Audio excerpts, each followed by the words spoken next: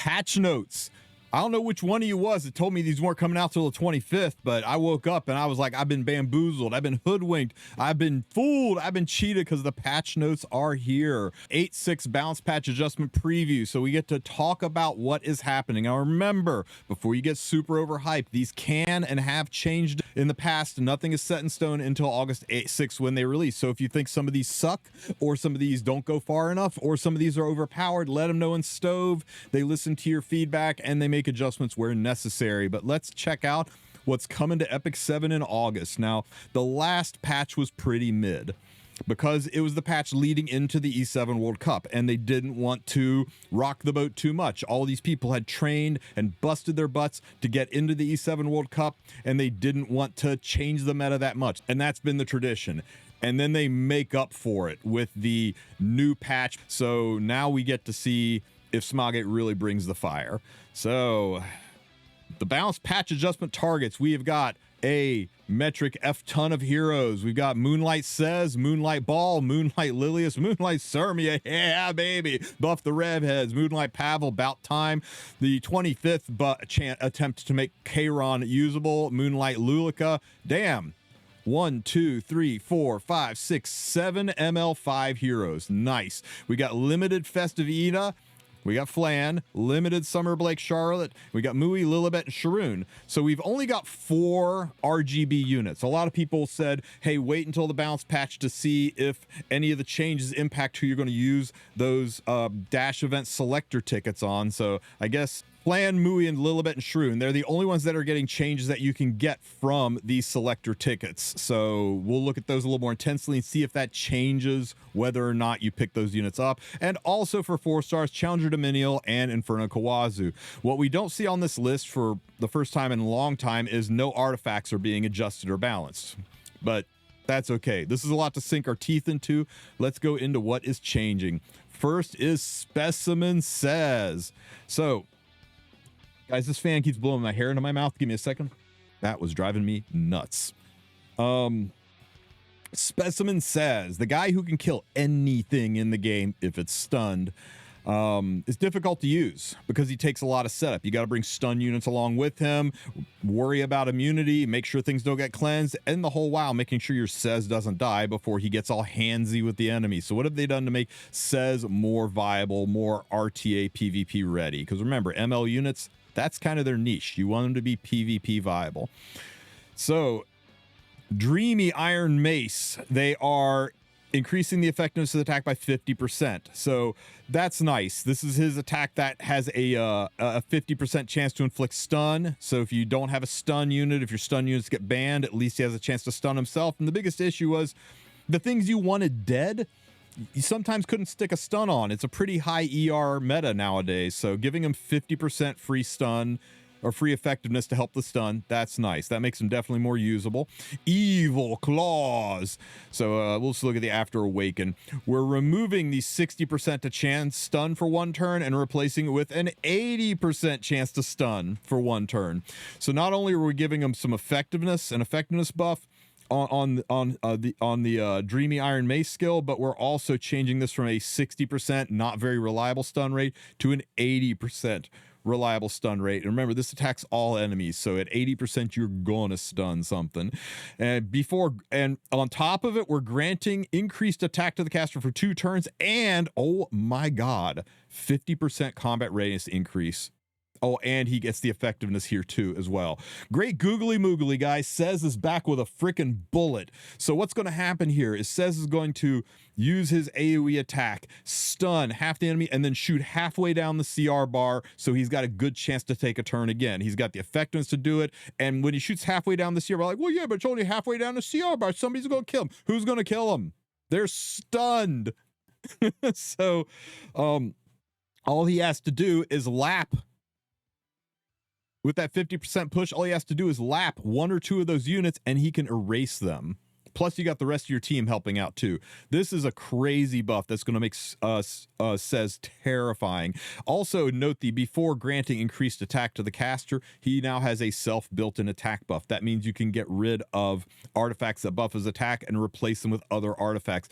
Be very aware that Sez does not need a lot of damage stats. One of the biggest mistakes I see with Sez, Specimen Sez, is people build him with shit tons of attack and crit damage, and he doesn't need it. If the enemy is stunned, it will die. Even if his stats are trash, even if you got 2,500 attack by 230 crit damage, he will still erase almost anything from the game that's stunned. So you can build him tanky, you can build him fast, you can build him fast and tanky. You can give him enough effectiveness that with this effectiveness boost, you're going to absolutely stun and obliterate high ER units. So consider actually trying to build him more support, more sustain kind of a build, more speed, more tankiness, all kinds of stuff, because if it's stunned, it will die. The only reason to put shit tons of attack and crit damage on him is if you want him to get handsy with things that aren't stunned and have a chance to kill there. But you don't need a lot of beef on this guy. Trust me. Try building him with less attack, with less crit damage. Who cares if you do 80k damage? Drop the attack and crit damage down and do 40k damage, but make a more viable, sustainable Sez. I think this change is going to make him an absolute monstrosity. Lightstorm, you know what? Why don't we just give him some life steal while we're at it?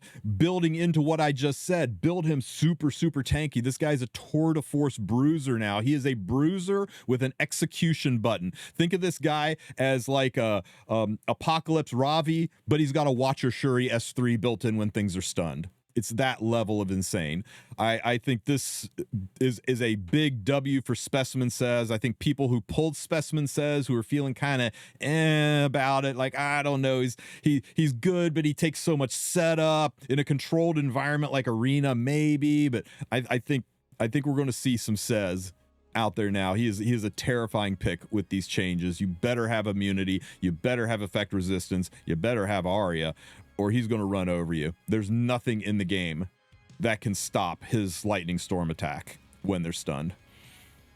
Sage, Baal, and Sezan, because yes, we needed to buff a unit who was already insanely good and didn't need a buff. What are we doing to Sage Baal to make Cleaver's lives even more miserable? He went from dispelling 1 buff to dispelling 2 buffs. Okay, great. Now you can't nest immunity, so it's even uglier. Oh, and grants an extra turn. You know what? Why not? Why not? We're just going to use Cloud of Ruin. We're going to clap a little bit, put everyone to sleep, and then we're going to go again. So when he goes again, you'll be using either his S1 or his S2. His S2, Eye of Death. The problem with Eye of Death is is that Baal's health had to be low for it to do any kind of appreciable damage. It was like Ice Crow. You had to take a lot of damage or else it hit like a noodle. So you always kind of saved this. So they have changed it so that they're getting rid of when the enemy is defeated, inflicts silence on all remaining enemies and before recovering the full health of the caster. They're changing it to when the enemy is defeated, extends debuff duration of all remaining enemies by 1 turn. Okay. And damage dealt increases proportional to the caster's lost health. This was his Achilles heel. You couldn't use this until he was really, really hurt. Damage dealt increases when the target is inflicted with sleep, and damage is proportional to the caster's health, not lost health, but his max health. Mother of God. Okay, so he takes a turn. Everybody goes to sleep. Damage dealt increases when the target is inflicted with sleep. Damage is no longer based on lost health. And when he kills, he extends debuff durations by 1 turn. Everything stays asleep for 2 turns. Holy shit. He went from being anti-cleave to being ultra, super, ultra, mega anti-cleave, or even being used by cleave, because he just puts your entire ass team to sleep. And then he kills something, and you build this guy with a ton of health. They basically said, hey, you know what would be cool? Let's give him Dark Corvus's S3, but make it do more damage when the enemy is asleep. Oh, and then we'll let him have 100% chance to put everybody to sleep. And they can't be immunity nested under it because he'll strip. Oh my God, guys. So high effectiveness, high HP, and really good speed. I mean, my Baal is at 270 speed already. So he's going to cut. Unless you like Euphine Politis me, he's going to cut. So yeah, this is crazy. This is broken level strong. I think Baal is going to be an absolute terror. If you don't like what's happening, if you don't like what the enemy's doing to you, just whip out your Baal and Sezan and stop them from their shenanigans. Man, can you imagine this guy and ML Tenebria? It's a debuff meta, guys. It is a debuff meta. Have fun playing control, and by playing control, I mean watching the fight. All right. So two super strong, super powerful fights. And not a lot of synergy between Sez and Baal, but still really good in their own right. Conqueror Lilias, who was at one point in time the strongest unit in the game, the unit that people said needed nerfed, the units that Smilegate came out with units to deal with Conqueror Lilias, that buffs happened because of Conqueror Lilias, and then she fell off, mostly because of a dead, drowned girl. But what are they doing to bring Conqueror Lilias back into the game? So they're getting rid of the decreased combat radius by 25% with her S2. And they're just replacing it to a non-attack defense break. This is crazy because non-attack defense breaks go through pen and or go through evasion. And I don't care how much your Flan dodges, you get a defense break on there and she will die to a miss. So that's actually a non-attack defense break is pretty heckin' strong, and the redirect provoke is pretty crazy too. And if you soul burn, instead of it's a 2-turn, it's going to be a extends duration of debuffs by Escobar 1. Okay, so it becomes a 2-turn defense break and a 2-turn provoke. So it's basically the same thing. It's basically still the 2-turn provoke. They just reworded it in a way to make it a 2-turn provoke and a 2-turn defense break. Very nice. And for honor, this is where she walks and talks, guys. Grants vigor to all allies for 2 turns. And hey, look at that. The biggest thing that C Poly had over Conqueror Lilias is C Poly pushed the enemy back, as well as giving the perma buff. Now Conqueror Lilias is the flip side of that coin. She pushes your team up, C Poly pushes their team back, and then they both give their special buffs. So this balances her. This brings her in line with being every bit as good as C Phantom Politis. It's just you're going to use her in teams where vigor is more important to you. You use C Poly in teams where enrage is more important to you. C Poly does still have the edge of the resource reduction. That's going to make C Poly higher tier than Conqueror Lilias. On a tier list, Poly's still going to be in the S tier. Conqueror Lilias might move out of the B tier into the A or even the S tier because of this, but I still am going to rate C Poly ahead of her. But this does make her situationally better than C Phantom Politis. So this is going to be really good. And again, yes, a very busted pick for Lunatic mode as well. Not that these will be in impact for the World Cup, but in future Lunatic drafts. Guys, Lionheart Cermia. Where's all the verbiage? All these guys got like paragraphs and tons of green and red text. Where's my Lionheart Cermia buff, guys? It's okay. Good things come in small packages. What did they do? So she increases her defense far from over. This is her non-attack skill where after a dual attack or counterattack happens, she says it's far from over and gives herself the defense buff and the effect resistance buff for 2 turns and increases her combat race by 20%. They're changing it to increases a defense buff and immunity for 3 turns. Oh, immunity! She gets immunity too. They're saying screw effect resistance. We're giving you immunity. That's nice. That's really nice. For 3 turns, that's doubly nice, and increases. Oh my God, 50%? Holy smokes. So she's just going to take a turn. You could build her a lot slower now, and she's just going to take a turn. Dude, they did it. They did it. They got that crappy Pisces constellation off of her. Pisces is terrible. Literally, I'm not kidding. Go look it up. Go look it up. 4-star units get more stats from Pisces than 5-star units, with the exception of effect resistance. And who gives a rat's ass about effect resistance? I don't even know what Aries does, but any sign difference is better than Pisces for her. So this is what I said she needed. She needed a constellation change. This is great. So now she's going to have some real stats. She's going to have a self-built-in immunity. You can still go with the ER versions of her if you want, but nobody really cared about ER Cermia. That was a tech that died out years ago. This is going to let you build a strong nuclear Cermia. A 50% CR push is going to help deal with things like Abyssal Euphine being on the enemy team. I mean, even when Euphine's on the team, it's still a 25% push. Is better than the 20 she used to have. This is great. This might be all she needs. Guys, the redheads might be back. So this is great. This isn't the insanity of Baal's change or the mind-numbing control of Specimen Sez's change, but this is the change that she needed. This is a very good and balanced change, and I think we're going to see Cermia make a return to the meta. Wow. 1, 2, 3, 4 home runs so far from the balance team. I'm blown away. How we doing for Mr. Pavel? Commander Pavel. When obstacle elimination happened, he used to get a 50% CR push. Now he gets a 100% CR push. And they're boosting his damage. And more damage and soul burn increased damage. We still have the issue of Empyrean Ilanov hoses penetration. What's her name? Queen Diane. Hoses penetration. Penetration is so hurt right now. And I mean, people are building units with 30 and 40k health now as a standard. Units that do 25k damage used to be tank busters, and now they're just tank ticklers. So if the damage increase is enough, maybe we see Commander Pavel come back, especially with that CR push. But I'm going to wait and see camp on Commander Pavel. I'm putting Commander Pavel in the wait and see tier. This could be great. It just depends what they do. Usually when they say damage delta increase, it's only a few %. But every once in a while, they get a little unhinged with the soul burn damage deal increase. So we'll have to see what they do with this guy.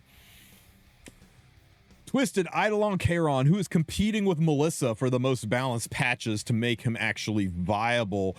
So what did they do this time to try to make Tekron a usable unit? Sunder and Slash. They're giving him injuries. Inflicting up to 10% injuries with Sunder and Slash. Yay, more injuries. We love that. Tankdown is weeping. God, Tankdown is weeping. I just noticed that. Opener unit. Turned him from a tank down tool into something that can F over tank down. Control unit. Puts him to sleep and can tank bust. Tank bust anything, bust anything, bust and control unit. All this stuff is kind of shitting on tank down a little bit. And not with the exception of Pavel, there's not a lot of meat on the bones here for Cleave either. So far it has all been for aggro and standard, which is good. Those are the right now we've got 2 styles of play. We got tank down, we got Cleave. It's nice to see the aggros and the standards get a little something for their plates. So injury. Hooray for injury, and Wandering Eidolon now dispels all debuffs from the caster before giving 100% combat readiness push. Sick. So built-in self-cleanse, so no more locking him down with buff block.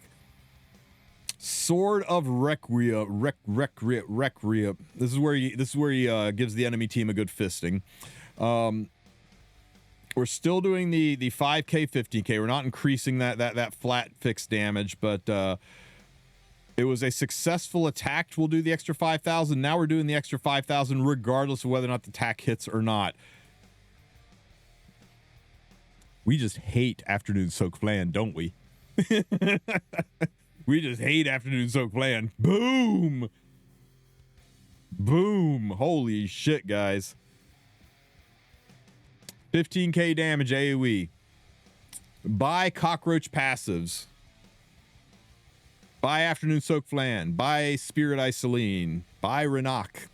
If you can get this guy to pull a trigger, all of those damage limits units are dying, even when they're hidden behind your Bossarunkas.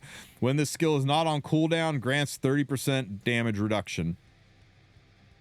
We gave him some mitt. We gave him some general mitt, not just it's got to be versus a crit.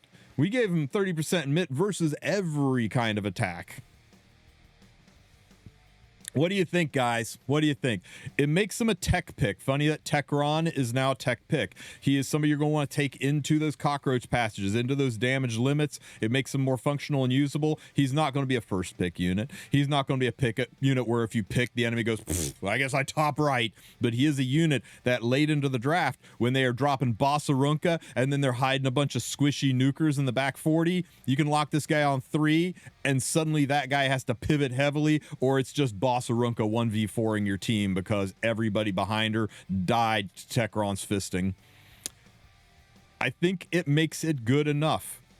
It's not going to make him broken, but it's very balanced. And I love the tech pick because that is a problem right now. You go and look in Arena, you go and look at RTA history matches, you're going to see Bossarunka, and then you're going to see a whole bunch of bullshit heroes in the back 40, right? You're going to be seeing your Renox and your Spirit Isolines and your Afternoon Soak Flans, and they are all toast to Kayron. So he solves a little bit of a problem that we're having right now with cockroach passives being hidden behind stealth. So I like it. I think it's a good change. It gives him a job. It doesn't make him broken, but it gives him a very good job. He is a usable tool for your toolbox. Oh my God, the most impactful unit of 2020. The unit that if you didn't have, you didn't get champion RTA. The unit that everybody wanted. Everybody was pulling for, top model Luluca. The unit who had a steeper... She fell off harder just about any ML5 in the game ever. She was the best of the best, and the fashion industry is brutal, and now nobody cares. So what did they do to dress up top model Luluca and make her get our attention again? So Energy Blast, when used on the caster's turn, has a 40% chance to grant an extra turn with the same skill. This is their S1 skill where you had a 40% chance to just double tap, and I think you could soul burn to make it automatically happen. They don't mention it here, but I'm pretty sure the soul burn on this automatically made it happen. So yeah, now this works on dual attack and extra attack. So you can run her with, I don't know, maybe Conqueror Lilias, or Archdemon Shadow, or Para, or Sea Politis, anybody that dual attacks, and there's a 40% chance to double tap with this skill, which again helps going through cockroach passives. I don't think you're building her on counter set, guys. There ain't no way. She's too fragile. Okay, I mean, that's interesting, but I'm not sure I care. I'm really not sure I care that much. It's nice. It's definitely a buff, but I'm really not sure I care. So hopefully the S3 is better. When the caster's speed is at least twice that of the target, penetrates the target's defense by 50%. When the caster's speed is at least twice that of the target, penetrates the target's defense by 50. I mean, that right there tells you aren't going to be building her on counter. You're going to be building her on speed. I'm not sure how I feel about this. It's kind of weird. Twice the speed of the target is brutal, and you're going to have to pay attention to the CR bar. That means if you build her 300 speed, and that's not easy to do. A 300 speed top model is good gear. She only gets this pen when she is hitting things that are 149 speed and slower. Not a lot of things are 149 speed or slower. And if they are, I'm not sure the 50% pen is going to be enough.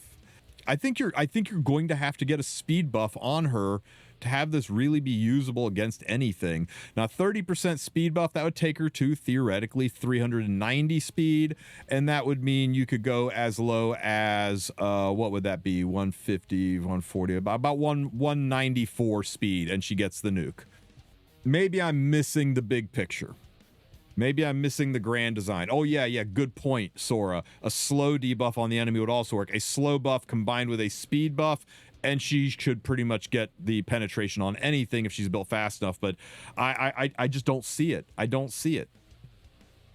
I'm not so sure this does enough. But I guess the people out there that top model cleave, maybe they'll find some uses. I think if you top model cleave with C poly, you could maybe pull some things off, but you still have all of the issues that go with top model cleaving. But maybe, you know what? Maybe I'll try it.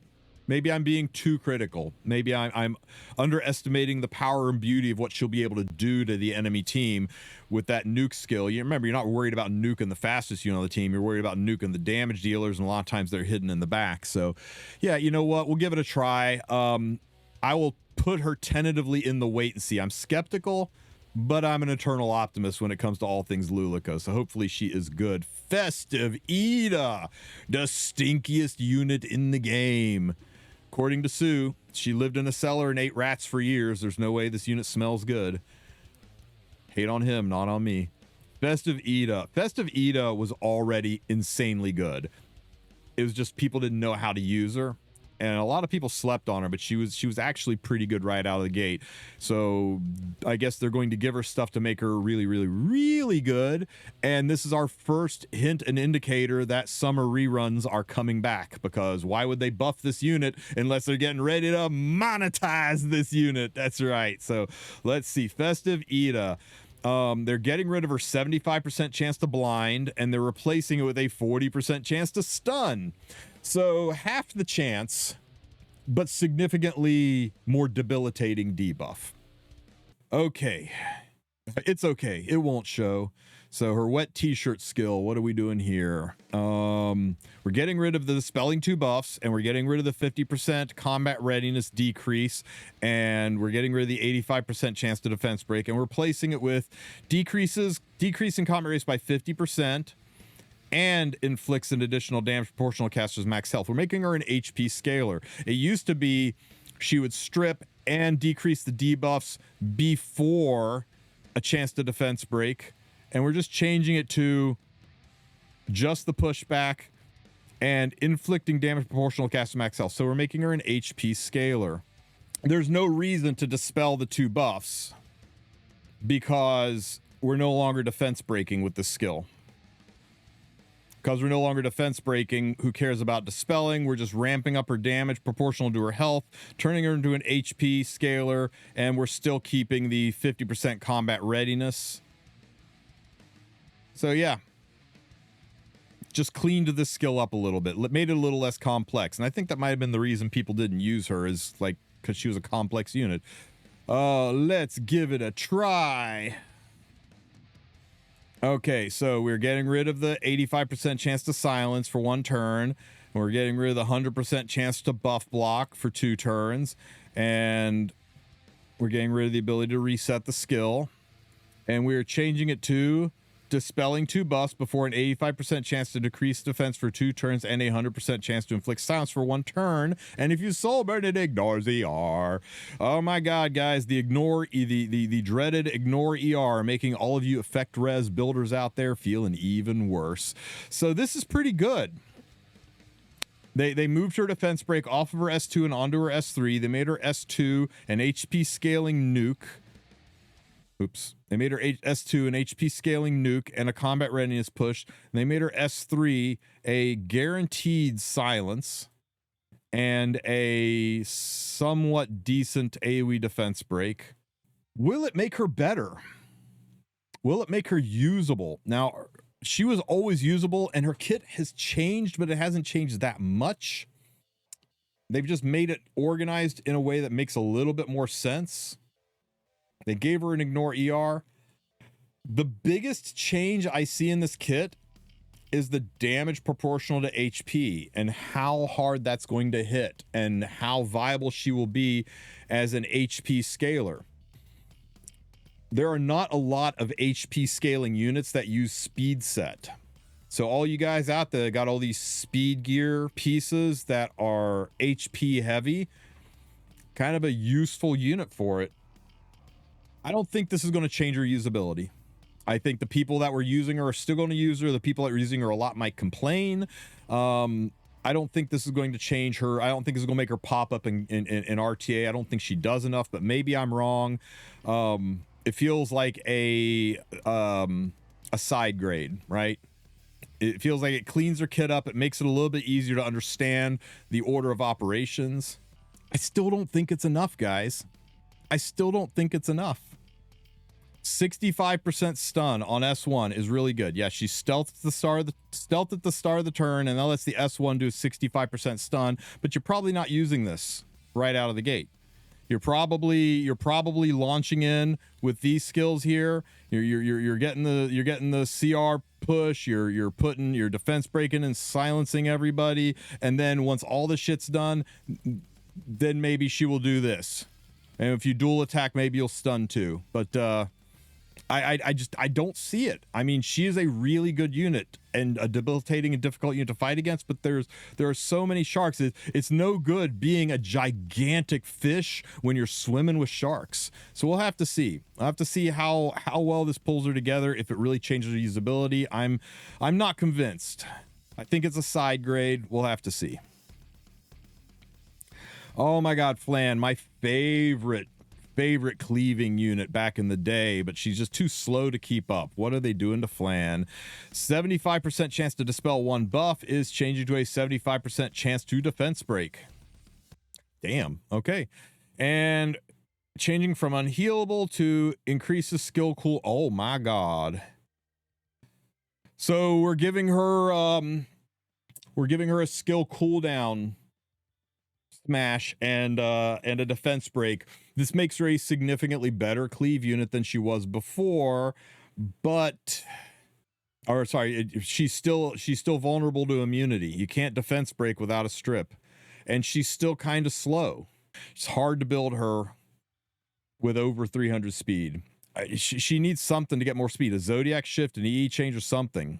Because right now she's just too damn hard to use. She's not fast enough to be a cleave opener in this meta. And even if you build her fast enough to be a cleave opener, are you really going to go into the fight just hoping and praying that the enemy doesn't have immunity on every single unit, making this skill useless? I don't think this does anything. Maybe I'm missing the bigger picture on Flan, but I think this one's an L. I think this is a change for change's sake, and people who are wondering if Flan should be a unit that they pick up from their selector tickets, probably not. Oh, and they did adjust her EE. That's hilarious. After I said maybe they'll adjust her EE, but they didn't adjust it to give her any speed. So increase buff dispel chance. Okay, so they made her defense break a little bit more reliable. It's an 85% chance to defense break, but it still doesn't have any kind of strip in it. So yeah, still not usable. Cleave in shambles, no Flan for you. Oh, summer break Charlotte. So here's the thing, right? Edo was on last summer's summer event. Charlotte was 2 summers ago. So how are they going to monetize this Charlotte? Are they going to run both summer reruns? That's kind of weird. So what's more likely is that we're going to see a custom group summon, or maybe a special group summon for the summer units. That's possible too. But those of you who are wondering why they're giving us all of those limited time bookmarks,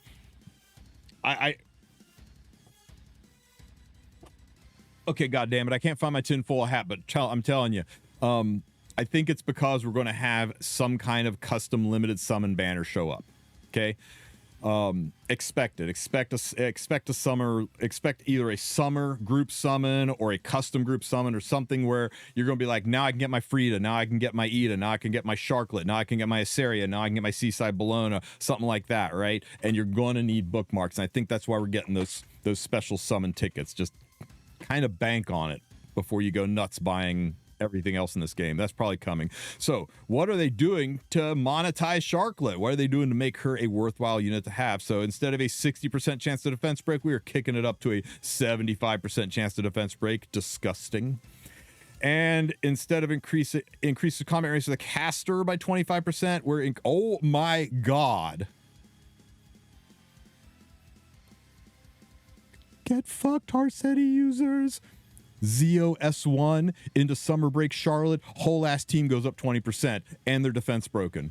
Oh my God, this is better Flan. This is better than using Flan to bridge Harsetti. You S1'd with Zeo, and Flan kicked in and pushed just Flan up, and then Flan had to go to push somebody else up, and you just prayed that they didn't have Baal and Sezan or Arunca or Ilanov on the team effing all that up. No, now you just push a button and you go and you bridge all that stuff with defense breaks. Oh my God. And not just Zeo. This can be used with so many teams. What an aggressive hero. 20% CR push. 20% CR push is like giving everybody on your team 60 speed every time this happens. This is crazy speed. Oh my God. She just became one of the best aggro units in the game. And guys, it's dual attack. Mort doesn't do shit. Oh, everybody's building Sharklet. This is, I think, just this sentence, just this part of a sentence is the most impactful change I've seen on the balance patch yet. And we're just straight up giving her damage dealt increases to everything else. Guys, the Sharklet battery is back. This is gonna be good. You can't use her with Harsetti though. No, but you can use her against Harsetti with Zeo. Yeah, it's not Harsetti's turn when Zeo goes first. Okay, so Summer Break Charlotte is freaking metal.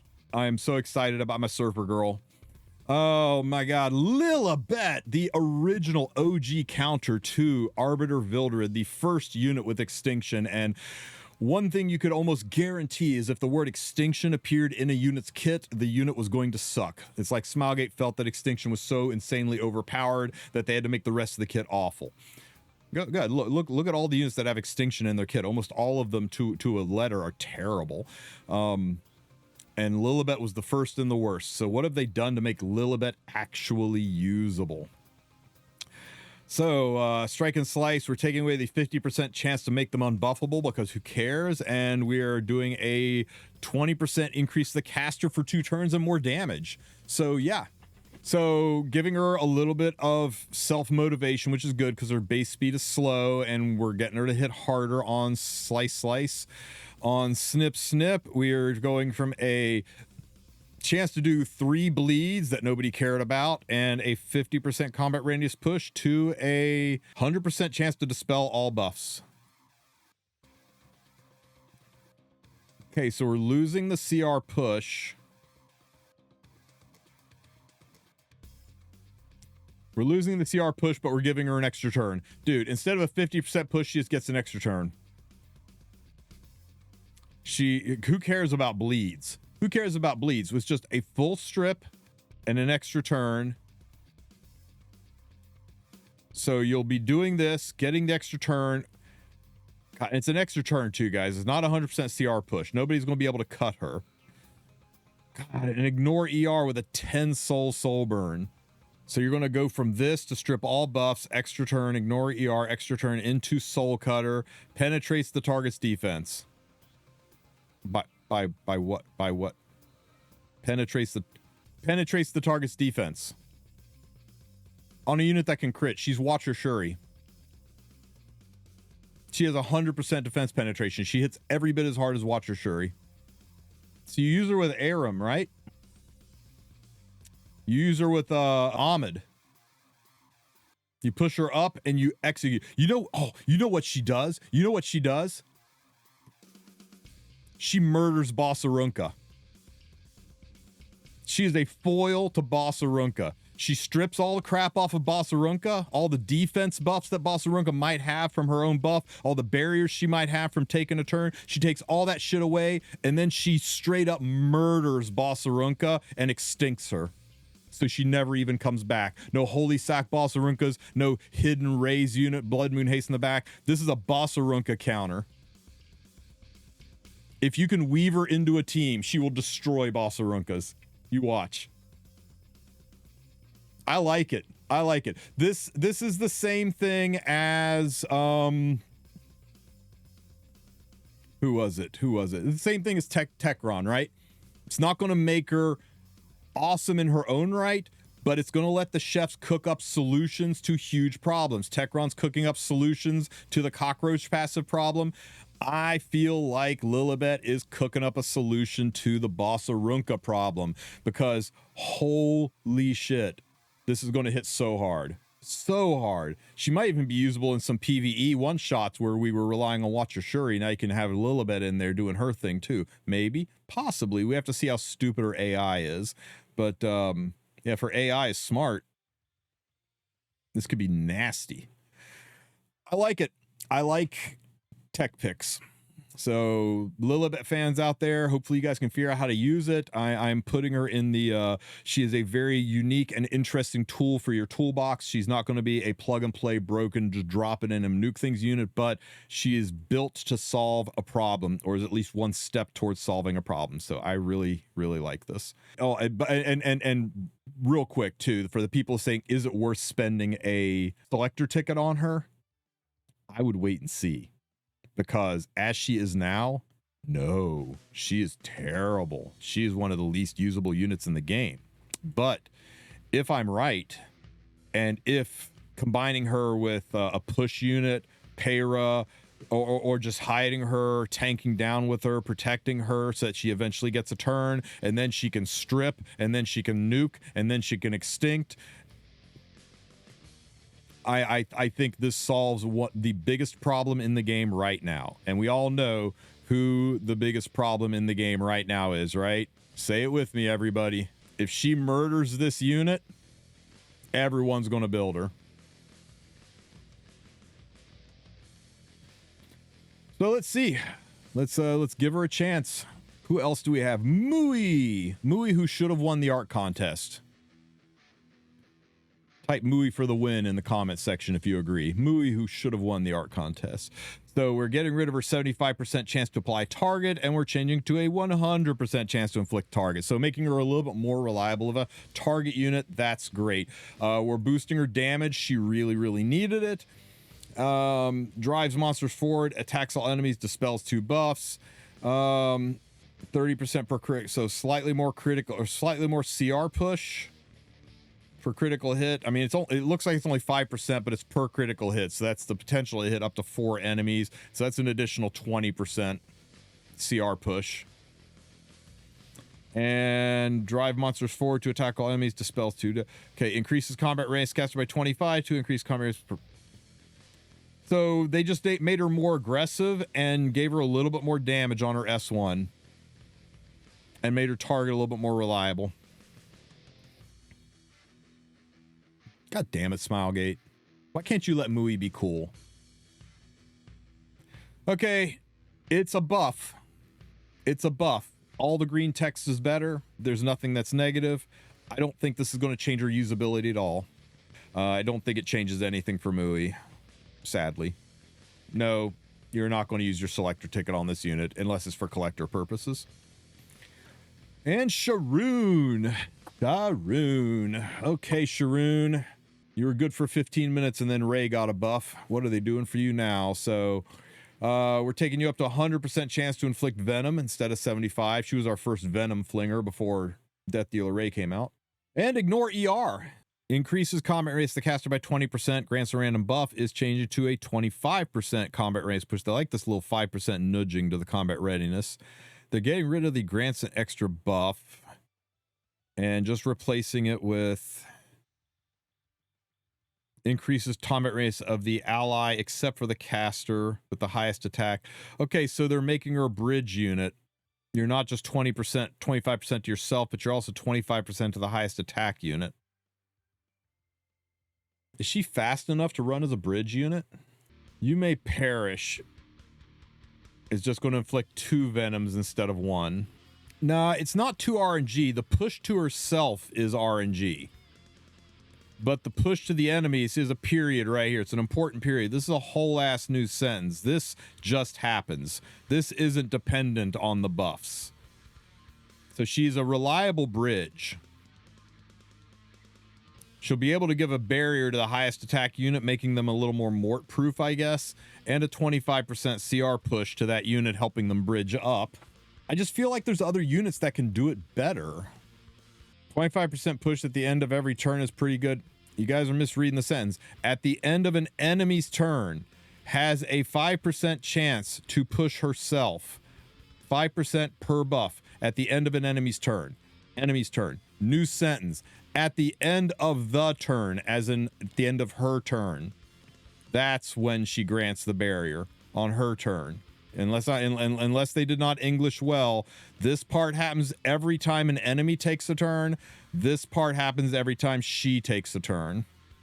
I think that's the way this is reading. Am I wrong on this, guys? Let me know. I don't know, guys. More Venoms. Yeah, it makes her better at what she does. It makes it better at what she does. It gives the potential for her to be a bridge, but I think she's too slow to be a bridge. I don't feel it. Yeah, I think Flat Mars Society is right. I think she's a sneaky last pick, but outside of that, the only reason that this is going to get people got is they're going to forget how this passive works because nobody really plays her. All right, guys, that is the 5-star, and holy crap, my head's spinning. That was a lot. Challenger Dominiel is the 4-star. Used to have the hardest hitting S1 in the game. Not anymore. So what are they doing to her? When she supercharges, when she uses her S2, from a 20% CR push to a 25% CR push. C-Dom's back, guys. She's pushing up an extra 5%. Okay, you know what? You know what's crazy about this? She already had it, and it didn't do anything. She already had it, and nobody cared. Grants increased attack to all allies for 3 turns when using Supercharge. So this is really the buff right here. Is they're adding an attack buff to her kit by moving her exclusive equipment into her baseline and letting you get an AoE attack buff off of her. So the way C-Dom works is if you crit, she CR pushes up, right? So if you do an AoE crit, you basically push her to the front of the line as long as things like Abyssal Euphine or Poly aren't in play, and they always are when you pick C-Dom. But theoretical, you do just a random AoE hit, C-Dom jumps to the front of the line, she does her S3, the CR pushes up the team and gives everybody attack buff, and then she can nuke something, and then the rest of your team goes. It's a very aggro style of play, and it's a meta that died with the advent of Fire Politis, and it was heavily injured with Fire Politis, and that full-on died with Abyssal Euphine. So I don't see this changing anything with the way she's played. I'm sorry.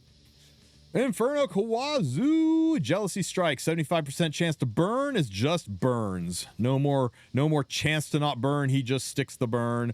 When granted Vigor, increases effect chance by 25%. We don't need to say that anymore because it's just going to happen. The Burninator is going to burn even harder. Welcome to the cookout, everybody. This is one of your best answers to get rid of those pesky cockroach passive units. You want to absolutely destroy what's her name, Spirit Eye Celine. He can take it down, but a little tough to use. We're moving his ignore ER off of his EE and giving him 1 additional burn. That's a shit ton of burns. You can soul burn it for extra hits, right? So they don't mention it here, but his S1 grants an extra turn when you soul burn. So it's a 100% chance. The problem is cycling off your own vigor, though. You don't want to cycle off your vigor. It just makes him better, guys. It's fine. This is fine. It'll let him blow things up in RT a little bit better.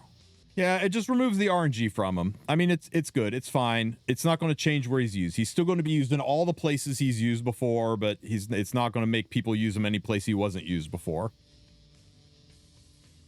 It's a quality. Yeah, it's a quality of life. Why not? That's a good way to put it. So solid.